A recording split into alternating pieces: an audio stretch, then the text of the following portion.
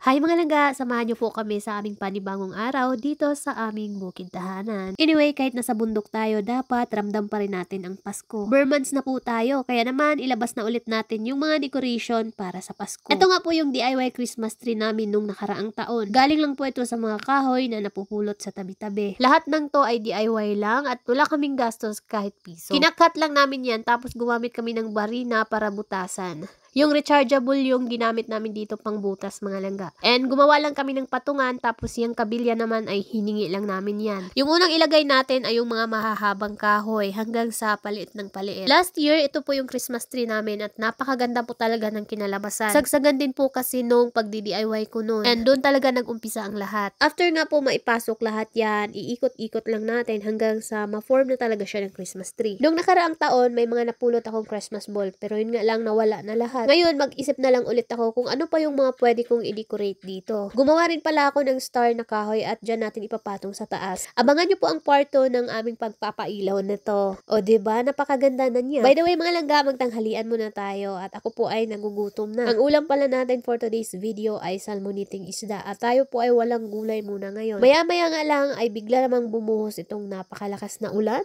Sign na talaga itong mga langga na kailangan na nating magpunla at magtanim. Sa lakas ng ulan, nakatulog nga po yung mga bata. Napag-isipan ko naman na ipagluto sila ng snacks para pagising ay makakain na. Dito sa bundok, ito yung mabilisang snacks nila. Ito ay popcorn. Mura lang kasi itong mga langga, 70 per kilo at nako, ang dami ng magawa nun. And walang pinagkaiba yung lasa sa popcorn sa labas. So ayan, lagyan lang natin ng chismis. All-time favorite nila to at napaka-affordable din talaga ang snacks na to. Yung kalahating kilo nga ay naluluto ko yan ng 6 to 8 beses. By the way, pagdating ng gabi, ito naman ang ginawa kong ulam para sa pamilya. Gagawa tayo ngayon ng pininyahang manok mga langga. Una, igisa muna natin itong carrots at patatas. Kapag naluto na, hanguin na at ilagay muna sa tabi. Isunod naman nating igisa itong bell pepper. Wala pala akong mga exact measurement na itong mga langga, tamang tansya-tansya lang. Kapag naluto na, itabi na lang muna natin. Ngayon, mag-isa na ulit tayo ng bawang at sibuyas. Na-marinate ko na pala yung manok ng mga 1 oras, kaya ito yung lulutuin natin dito. Need pala natin dito ng pineapple juice, kaya isala natin yung juice na tong chunks. Ayan, ilagay natin at antayin natin maluto yung manok. After naman nun, isunod na natin itong mga ginisa natin kaninang carrots at itong patatas. Hayaan muna natin yan ng mga 5 minuto at saka natin isunod yung bell pepper.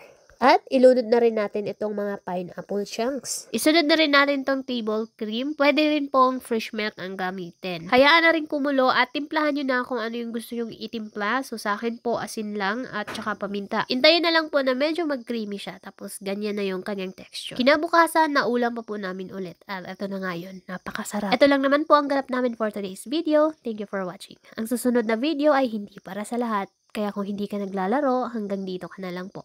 I-share ko pala sa inyo ang bagong laro ngayon. Ito po ang Super Ace game. Paalala lang po na ito ay libangan lamang. Bawal seryosohin at para lang sa may mga extra income. Bawal sa bata at ito po ay pangpalipas oras lamang. Mag-buy bonus tayo mga langga at mag-bet lang ako ng 200. Tingnan natin kung mananalo tayo. Mamili po pala ako ng mga masiswerteng mag-share sa video na to. Try nyo rin, baka kayo na ang susunod na swertehin. Scatter. 20. Go, go, go, go, go, go, go. Nice one. Yay! That's one. Yes! Yes! Nice one, guys. Nice one. 10 times. Iubos eh.